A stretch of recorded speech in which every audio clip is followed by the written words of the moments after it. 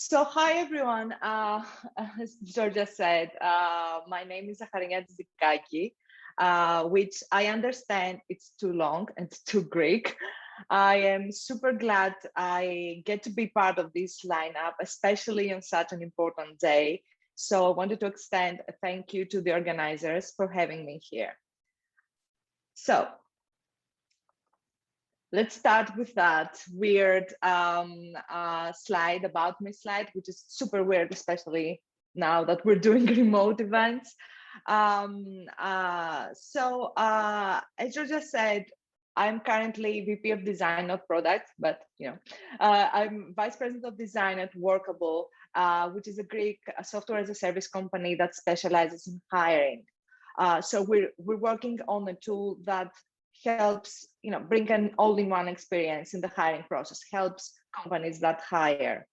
I know that what you're probably thinking, what does a design executive do here in a basically engineering-based event? But again, I am someone that has experience as a developer. I started out my career as a development. My studies were in computer science. And after that, I started moving towards design a little bit. I became a design engineer, and then I focused fully on design. And now I'm a manager of designers, basically. I am here to talk to you today as someone that faced many challenges while managing up, while trying to go up my career ladder. I am super passionate about documenting the transition from individual contribution to people management. And I know that there are many of you out there that want to make the jump to management, but don't know where to start. I also really like cats, so let's connect on Twitter and share cat pics because that's my favorite thing to do. Anyway, let's start. Managers, am I right? Who needs them? I am guessing that almost all of us right now are being managed. We have a manager, right? Unless you're working as a freelancer or the company that you're working for has a more flat organization, we are basically managed by someone. No matter the relationship we have with our managers, one thing is sure, we all have a ton of opinions on how our managers should manage us. On one hand, we want more autonomy to do our tasks, but on the other hand, we need direction to do them. We want to be coached, but we don't want to be micromanaged. We ask for stretch goals to prove our skills, to prove ourselves, but on the other hand, we feel overwhelmed with the added workload. The thing is, the problem here is that we often see our managers as a hurdle on our way to bigger, better things. We don't see them as a person that can actually help us achieve our goals. So picture this scenario. This is actually super common. There's a big promotion round coming up in your company. During the last performance reviews, you had a pretty good performance review. After that, you spent a lot of late evenings in the office helping everyone. So you're quite hopeful that your manager is going to reward you with a promotion for all your hard work. The discussion about the promotion comes up. The manager thanks you for your hard work. Maybe they give you corrective feedback, something to work on, but you don't get a promotion. You don't get a raise. You don't get a high performer raise, even if you spend so much time helping others, so many late evenings. What went wrong here? I've been documenting the relationship between managers and managees for very long, and I've realized that most of us do the same mistakes over and over when interacting with our managers. So let's examine how we can fix these mistakes. The first step is always to be open and direct when communicating with your manager. Don't expect your manager to carefully analyze your words to deduce if you feel angry, if you feel discouraged, or if you feel demotivated. Even if they care for you, and they probably do, they do care for you. They want to see you grow, but your manager is not your therapist. You should express your feelings clearly, explain your thoughts, and do that as often as possible to make sure they understand what you want. You shouldn't make assumptions about what your manager should or shouldn't know, how they should or shouldn't act. If you don't first make sure you communicate clearly with them first. Most managers have more than one direct report. You're not their only direct report. And they have a ton of other things in your mind, some things that you never heard of. So never assume that they're going to catch your subtle hints. They're probably as stressed as you, and they're waiting for the spring break as much as you do. Another thing that we should all do is invest more in one-on-one meetings. One-on-one meetings are an essential tool. I always advise people to either managers or managees to ask for one-on-one meetings. They are an essential tool at your disposal to help you cultivate a productive relationship with your manager.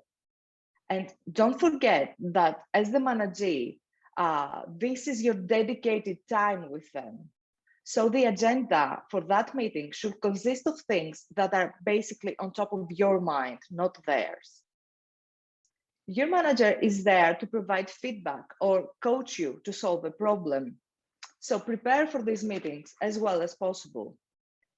If you don't hold recurring meetings with your manager, go ahead and ask them to organize them, or even better, find time in their calendar and organize them yourself after talking with them, of course. One-on-one meetings are very flexible. You can also use them to do critical discussions with your manager about your career development. So be honest about what you want to pursue professionally, and be sure to include any growth areas that you want to work on. Your manager won't give you any stretch goals if they don't know anything about what you're trying to achieve. Another thing is that we often use one-on-one meetings for status updates, but we can have other meetings for status updates. This is your dedicated time with your manager. So don't go around skipping your one-on-one meetings just because you feel that you don't have anything to report to them. You should make use of that time to ask for feedback or to ask for a stretch goal or discuss with your manager and just cultivate a relationship of trust. Another thing is that, and you can use one-on-one for that, one-on-one meetings for that, is that you should make good use of feedback. Growth mindset, I don't know if you've heard the expression, it gets tossed around a lot during interviews. Growth mindset is based on the idea that you have to consider feedback as a tool that helps you grow. You have to actively ask for it, act on it, and then ask for some more. Asking for feedback, though, is just one part of the equation. Acting on feedback is the crucial second step. Your work as an employee is not done just because you asked for feedback. It's just because you asked your manager for some input. You should try to find the best way to incorporate the feedback that you got to your work. My advice to people acting on feedback is first ask for it, get it from your manager, repeat it to your manager so that you can ensure that you heard them correctly, you understood what they're saying, find the best way to incorporate their feedback to your work, and then come to the next one-on-one meeting and make the result of your work visible to them. In this way, you can close the feedback loop and you can prove to your manager that you want to improve. You should be, and this is, I understand that this is quite difficult, and it is quite difficult for me as well. I never ask for help. We should be honest about challenges. If you're working on anything that might potentially miss a deadline or derail a release, you should say so, and you should do that as early as possible. Your manager's work is to do everything they can do to help you, so they can either move the deadline or reduce the project scope so that you can catch that deadline. You shouldn't suffer in silence. You shouldn't be a hero. No one is going to give you a promotion as a medal. just because you spent long nights working on something that could have been less painful if you've raised a red flag earlier.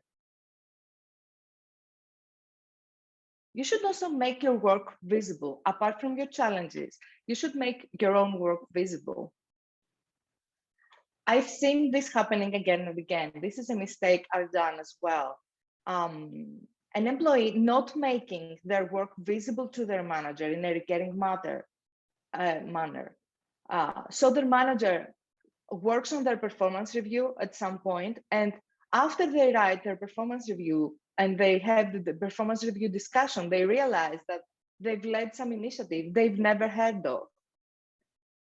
So normalize telling your manager about the good parts of your work as well as the challenges. Too often we go to our managers with just problems, and we create the illusion that we only face challenges at work. I have worked with an executive coach, Katarina, and she was amazing. And she told me that we should share 4 positive results for every 1 negative result we go with to our manager. So practice showcasing your best work to your manager and to your team. And you're not doing that to boast. You're not doing that, to show off. You're doing that to make your work visible and to inspire others.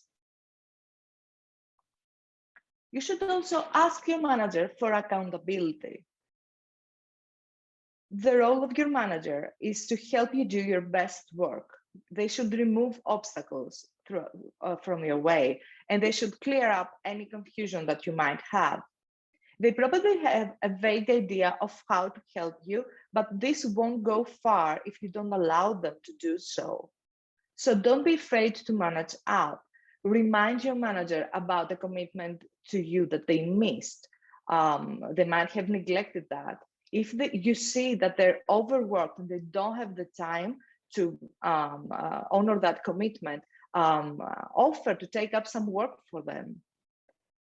Be mindful, of course, but you're not overstepping there. You take some work out of your manager's plate, and they'll probably appreciate that more than you know.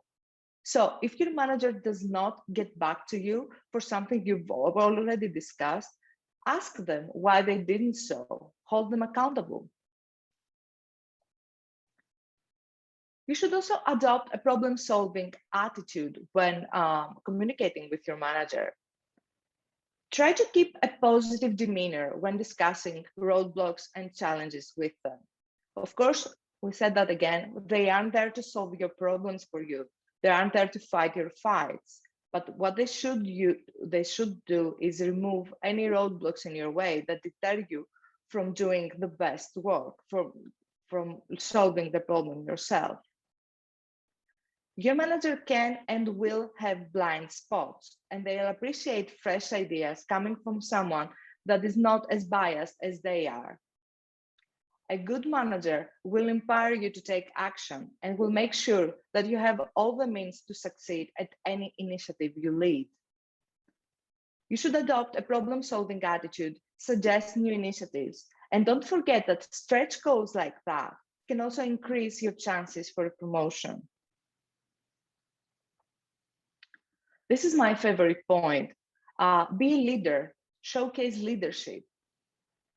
Here's a secret. You can be a leader without having power over other people. You don't have to be a manager to be a leader.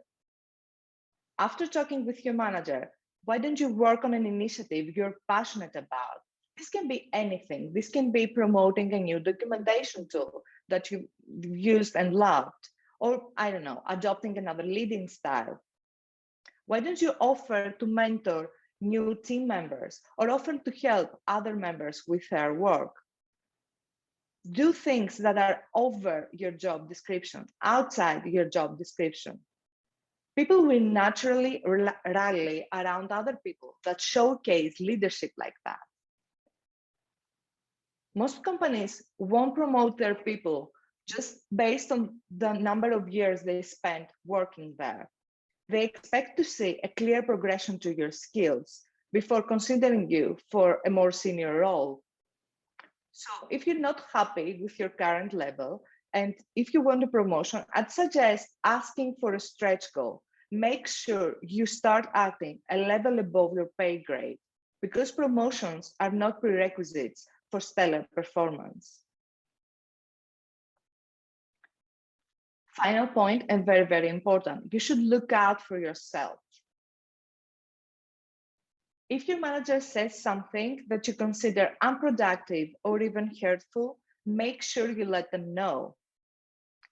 You're the one responsible for drawing the line of what your manager can or can't say to you. I understand that this comes from a position of privilege, as not everyone has the means to leave a job just because the relationship with their manager is not productive. But you shouldn't normalize harassment of any sort. You have to be clear about what's acceptable for you in a professional setting. And I understand that this is super difficult, especially for women, because society has taught us that we shouldn't be vocal, that we should be flexible and give room, give leeway to others, even if they actually take advantage of you. But this has to change. Now, I can almost picture you now. After a month or two, you try to employ all this advice at your work, but it doesn't work. You don't get a promotion. You come back to me and say, hey, you suck. This advice doesn't work at all. This didn't work. First of all, I would congratulate you because you've managed to be open and direct with your manager. You shared your challenges and your good work. You showed a problem-solving attitude when needed, and you showcased leadership before actually getting promoted. These are all super important, and you've grown a lot. But I get it. This is a probable outcome. You can do all this and not get the promotion. Not every company is the same, and not every manager is the same. But you know what? This is not your problem anymore. If after all this effort, your clear request for a promotion went unanswered, maybe it's time to look for another job where your efforts will be appreciated. We're, as technologists, we're lucky enough to be working in an industry that's still booming despite the challenges. So go out there and work for someone that wants to see you grow. Thank you very much. I write more of this stuff at my personal website, zaharenia.com. You can also find my management content and my monthly newsletter, leadingbydesign.email. You can subscribe there. And the best way to connect is at Twitter at Zaharenia. I'm always on Twitter. So I reply to every DM, so make sure you add me there. Thank you. Thank you so much, Zaharenia, and I'm sure that you will be receiving tons of cats pictures as well. Cats aficionados. That's why I do what I do. That's why I do what I do, just to get the cat pics. Exactly. We've got a few questions. One might or might not be from me. I'm not going to tell you which one is from me. It's a topic very close to my heart. But let's start. So if the company you work for only does pay reviews on a yearly basis, how can you broach the subject earlier and get a pay rise out of the process? Yeah, I understand that because it's a common pattern to do this kind of promotions and raises on a yearly basis. I'm not sure how much leeway every company that follows this pattern has. I'm not sure how much room there is to make this kind of changes, because I know at least at Workable, we do this kind of changes when something changes dramatically. Someone leaves, someone has to be promoted, etc. But always I will start with talking about that with your manager, asking them, is there a way to just expedite that? Can you do that sooner for me? Is there a stretch goal, something urgent that I can take up for this company that will result in a pay raise or a promotion much earlier, instead of waiting, for example, for December and it's January and I understand that's too long. Is there any way we can expedite that? Always ask your manager first and see how much room there is for things like that. I agree, because sometimes we're all kind of guilty of not asking, and that's the main problem, right? And when I mean asking, I mean super clearly, not just I want the promotion. What can I do to get there? Which actually leads up onto our next question. You said we should be clear, open, and direct with our managers. Shouldn't we also expecting the same from them, as in like them being direct with us? Although for them it might be a little bit more complicated being that direct, given the position that they have in relation to us, right? So how can we expect the same kind of level of clarity? For example, you didn't get a promotion. I want to know all the reasons why, and I want to know them bare and naked as they come. Yeah, I think that as a manager, someone has to be able to answer that question, like, why did I get that promotion? Because the feedback that you will give them will help them get that promotion next year, basically. So it's very, very important to have this kind of answer. But as a manager, you should always talk openly and directly with your direct reports. There's the added complexity of, as a manager, the company comes first, like the company comes before your team, basically. So you will be asked to defend positions of the company that it might not be your first priority. But in any way, what I always say to managers is that you should be direct, you should be transparent with your team, explain what happened, explain why they did or they didn't get that promotion, and give them goals and consistent feedback throughout the year to get that promotion the next year. Yeah, I mean, it makes sense. It's very logical, the approach that you're explaining. And I mean, it's not easy. It's not easy. I understand that. It's a lot of interests that come into play when it's about promotion, salary review, exactly, and opportunities, extra roles. So someone from the audience asked us, can you tell us about a horror story you have had with your own manager that you have learned from? I don't have like a horror story. I have lots of little paper cut problems. I mean, that problem that I talked about, that was one of my main objectives back when I did executive coaching. I always went to my manager with problems because I wanted help or input to solve that problem. I wanted to be coached to solve that problem, but I totally forgot about surfacing the good results as well. So it's only normal that they thought that I was constantly facing problems at my work. And, it's very, if you're not completely hands-on, it's very easy to think that, okay, what is she doing? Why is she always facing problems? So that is something that I did 100%. And most of the mistakes that I talk about, those are mistakes that I did 100%. But not a horror story. I can't think of anything right now. I might find one later. It might come up to you at some point. It happens to me. Yeah. As well. Because sometimes we remove the horror stories. We just take the learnings from them and exactly. move forward. Exactly. We've got time for a couple more questions. You spoke about the importance of self-promotion. What is your advice around this for those who are perhaps a bit more introverted?